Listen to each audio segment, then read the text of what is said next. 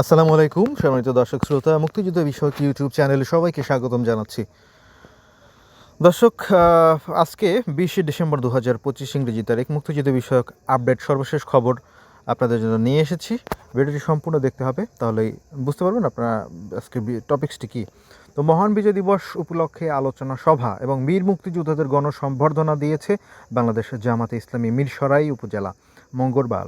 মঙ্গলবার 16 ডিসেম্বর বিকেলে মিরসরাই সরকারি মডেল উচ্চ বিদ্যালয় মাঠে আয়োজিত সংবর্ধনা অনুষ্ঠানে প্রধান অতিথির বক্তব্য রাখেন বাংলাদেশ সরকারের ডেপুটি অ্যাটর্নি জেনারেল এবং মিরসরাই আসনে জামায়াত মনোনীত প্রার্থী অ্যাডভোকেট সাইফুর রহমান।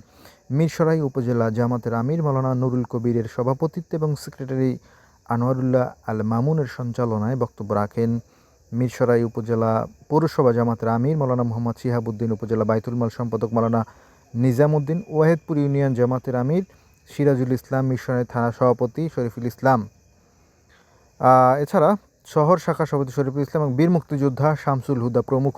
মিরসরাই উপজেলার 16 জন বীর মুক্তিযোদ্ধাদের সম্মাননা ক্রেস্ট এবং উত্তরীয় পরিয়ে দেন অতিথিরা। প্রধান অতিথির বক্তব্যে বাংলাদেশ সরকারের ডেপুটি অ্যাটর্নি জেনারেল মিরসরাই আসনে জামাত প্রার্থী অ্যাডভোকেট সাইফুর রহমান বলেন, 71 সালে বাংলাদেশ স্বাধীন হয়েছিল ঠিকই, কিন্তু এখন পর্যন্ত আমরা স্বাধীনতার স্বাদ গ্রহণ করতে পারি নাই। আমরা বারবার হোঁচট খাচ্ছি। আমরা স্বাধীনতার পক্ষ এবং বিপক্ষ নিয়ে ভাগাভাগি করছি। এক একজন এক এক সময়ে স্বাধীনতার সোল এজেন্ট দাবি করছে, কিন্তু ঘটনা পর্যালোচনা করলে দেখা যায় তাদের অনেক তৎপরতা স্বাধীন এবং দেশের বিরুদ্ধে। যদি আপনার তৎপরতায় স্বাধীনতার পক্ষে প্রমাণিত না হয়, তাহলে আপনি স্বাধীনতার পক্ষের শক্তি হতে পারেন না। দেশ স্বাধীন হয়েছে পরাধীনতার শৃঙ্খল থেকে মুক্ত করার জন্য। অ্যাডভোকেট সাইফুর রহমান বলেন, স্বাধীনতার পর যারা যুদ্ধের সাথে জড়িয়ে ছিল না, তারা লড়াইয়ের সাথে জড়িত ছিল না, তাদের নেতা বলেছিল এই যুদ্ধের সাথে আমরা সম্পৃক্ত না, এটা ছাত্রদের আন্দোলন। তারা কিন্তু এখন আস্তে আস্তে সব কিছু দখল করা শুরু করে দিয়েছে। টেম্পো স্ট্যান্ড দখল করেছে, পাহাড়ে বসবাসরত আদিবাসী বিভিন্ন ফলমূল নিয়ে সমতলে নিয়ে আসে, তারা মানুষের কাছে বিক্রি করার জন্য ছোট ছোট খাঁচায় রেখে বিক্রি করা। প্রতিটি খাঁচার জন্য নাকি 20 টাকা করে চাঁদা দিতে হয় স্বাধীনতার ধৈর্য ধারণকারীদের।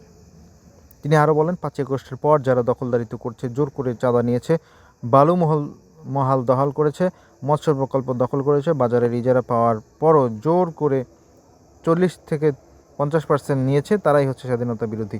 এই নির্বাচনে তাদেরকে প্রতিহত করতে হবে। তো দর্শক, এই হচ্ছে মুক্তিযুদ্ধ বিষয়ক আপডেট খবর। নিয়মিত মুক্তিযুদ্ধ বিষয়ক আপডেট খবর পেতে চ্যানেলটিতে চোখ রাখুন নিয়মিত। তো সবাই ভালো থাকবেন। আজকে এ পর্যন্ত। আল্লাহ হাফিজ।